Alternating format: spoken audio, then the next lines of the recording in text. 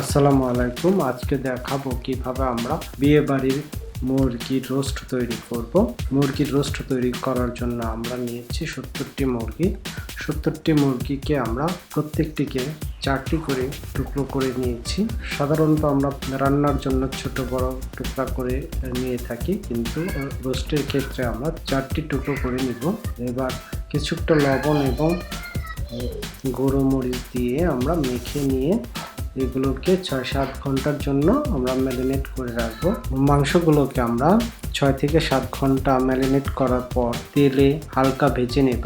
চলুন দেখে নিচ্ছি মুরগির রোস্ট তৈরির উপকরণ। 280 পিস মুরগির রোস্টের জন্য 70টি মুরগি লাগবে। প্রত্যেকটি অন্তত 700 থেকে 900 গ্রামের ওজনের হতে হবে। একটি মুরগিকে 4 খণ্ড করলে 4 পিস রোস্ট হবে। সেই অনুপাতে মুরগি লাগবে 70টি। সয়াবিন তেল 1 লিটার, পেঁয়াজ বাটা ও কুচি 1 কেজি, রসুন বাটা 400 গ্রাম, আদা বাটা 200 গ্রাম, কাঁচামরিচ বাটা 50 গ্রাম, কাঠবাদাম বাটা 50 গ্রাম, কিশমিশ বাটা 25 গ্রাম, পোস্তদানা বাটা 15 গ্রাম, জায়ফল বাটা অর্ধেকটা, জয়ত্রী বাটা 10 গ্রাম, ধনিয়া গুঁড়া 50 গ্রাম, ভাজা জিরা গুঁড়া 25 গ্রাম, শুকনা মরিচের গুঁড়া 25 গ্রাম, টমেটো সস 100 গ্রাম, তেজপাতা 7 থেকে 10টা, বড় সাইজের হলে 7টা নিতে পারেন, দারচিনির গুঁড়া 2 টেবিল চামচ, আস্ত এলাচ 7 থেকে 10টা, আলু বোখারা 7টা, আস্ত কিশমিশ 25 গ্রাম, টক দই আধা কেজি,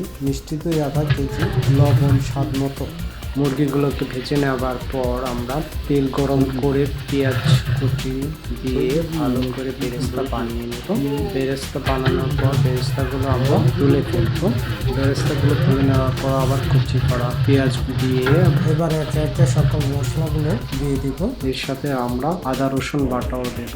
আদা রসুন বাটা দেওয়ার পর আমরা প্রথমে ধীরে ধীরে রান্না করব। আপনারা দেখতে পাচ্ছেন কি সুন্দর করে রান্না করছি। রান্না করার সময় দেখতে হবে রোস্টগুলো যেন সুন্দর হয়, এতে ভালো হয়। এবার গুঁড়ো মশলাগুলো দিয়ে দিব। গুঁড়ো মশলা দিয়ে দেওয়ার পর আমরা রোস্টের মশলা দিয়ে দিব। রোস্টের মশলা দিয়ে দেওয়ার পর জিরার গুঁড়ো দেব আর স্বাদ মতো লবণ দেব।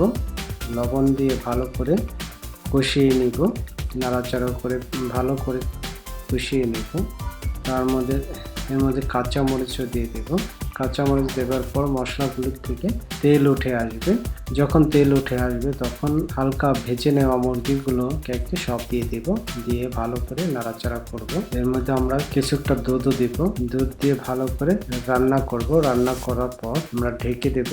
ঢেকে দিয়ে রান্না করতে থাকবো। প্রায় ঘন্টাখানেক রান্না করতে হবে। রান্না করার পর রোস্টের রান্না করার অবস্থায় দেখা যাবে যে তেলটা বেরিয়ে আসছে, তখন বুঝে নিতে হবে আমাদের রোস্টগুলি হয়ে গেছে। দেখুন আমাদের রোস্টগুলো ঠিক কিভাবে আপনি ইচ্ছে করলে আপনি ঘরোয়া পদ্ধতিতে পরিমাণে কিছু কম নিয়ে আপনি রোস্ট তৈরি করে নিতে পারেন।